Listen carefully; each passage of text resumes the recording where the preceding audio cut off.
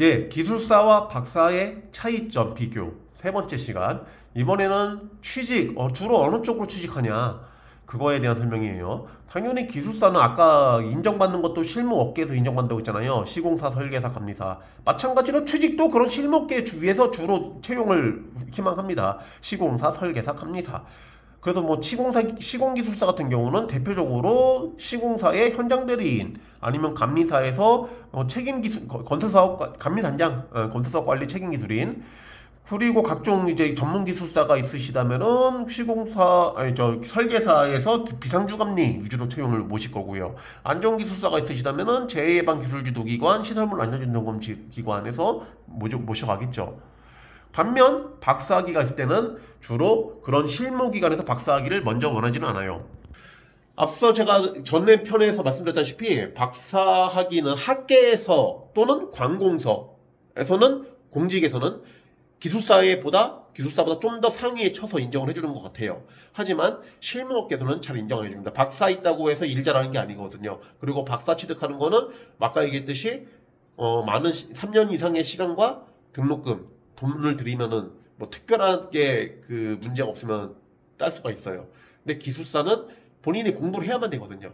예, 그래서 일반 산업계에서는 기술사가 있고 박사까지 있어. 그러면은 인정해주죠. 근데 기술사 없이 박사만 있어. 그러면은 약간 그렇다고 받을 만큼 받죠. 받는데 기술사 있으신 분에 비해서 박사만 있으신 분은 덜 인정받아요. 산업계에서는 먼저 박사만 있으신 분을 채용하시는 경우는 많지 않아요. 박사만 있다고 해서 그분에게 더 책임자 역할을 맡기거나 뭐 책임 기술인을 맡기거나 이런 경우는 없습니다. 관련 법령상으로도 건설기술진흥법 등의 관련 법령상으로도 그 기술사 소지자만이 해당 분야의 설계 책임자, 뭐 감리 책임자, 뭐 현장 대리인을 할 수 있는 거지. 박사학위가 있다고 해서 그걸로 설계 책임자, 현장 대리인, 이런 감리단장 할 수 없어요.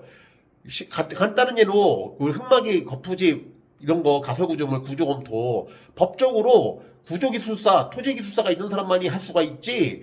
나 공학 박사야. 나 구조공학 전공했어. 나 지방공학 전공 박사야. 라고 해서 흙막이 구조검토 거푸집법원의 구조부터 못해요. 법적으로. 그렇기 때문에 산업계에서는 그 기술사를 선호하고요. 다만 학계 야 대학 교수 뽑아. 대학 교수 지원할 사람 손. 나 기술사예요. 꺼져. 나 기술사 없지만 박사예요. 오 그래 박사. 박사 훌륭해. 우리 학계에서는 박사가 짱이지. 이런 뉘앙스 보시면 돼요. 그래서 학계와 관공서 쪽에서는 기술사보다는 박사를 좀 더 인정한다. 하지만 실무 산업계에서는 박사만 있는 거는 별로 잘 인정을 안 한다. 예, 이렇게 다음 항목으로 볼게요. 마지막 항목. 그래서 대망의 기술사와 박사의 차이점. 최종 결론 요약.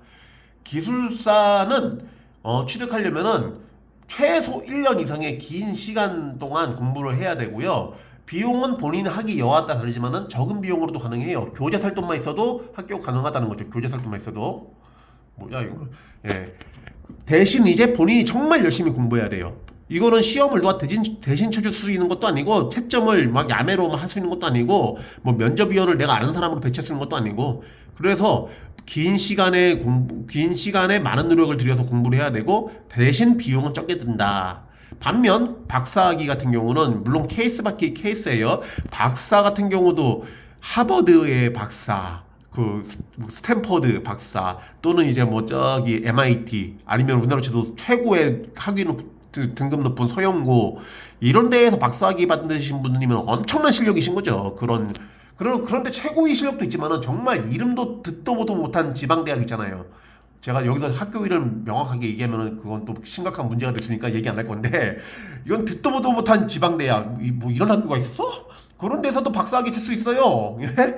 거기서 박사학위 받은 사람이랑 비교하면 안 된다는 거죠. 그런 데서 박사학위 받는 사람들은 그냥 그 3년, 2년 내지 3년이란 정해져 있는 시간에 등록금 많이 내고 학교 행사에서 많이 참여하고 그리고 찬조금 많이 내고 예?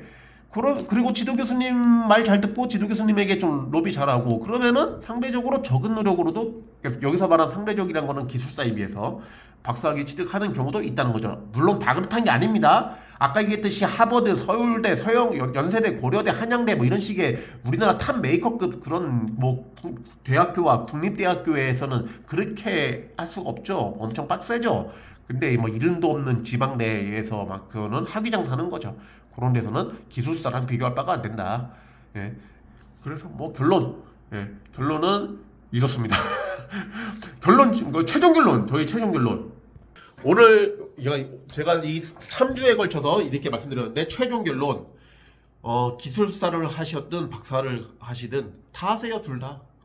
제가 앞서 뭐 설명드린 거에 산업안전지도사하고 건설안전기술사 중 뭐가 더 좋냐 이거를 비교 설명드렸는데, 그때도 결론 똑같아요. 둘 다 하세요. 예, 저는 능력이 안 돼가지고 기술사만 하고 산업안전지도사는 안 했는데, 예, 전 지도사의 메리트를 못 느껴갖고 둘 다 하시면 좋아. 이거는 기술사도 그렇고 박사도 그렇고 다 둘 다 나름대로의 장점이 있어요. 기술사는 아까 얘기했듯이 실무에서도 활용이 가능해.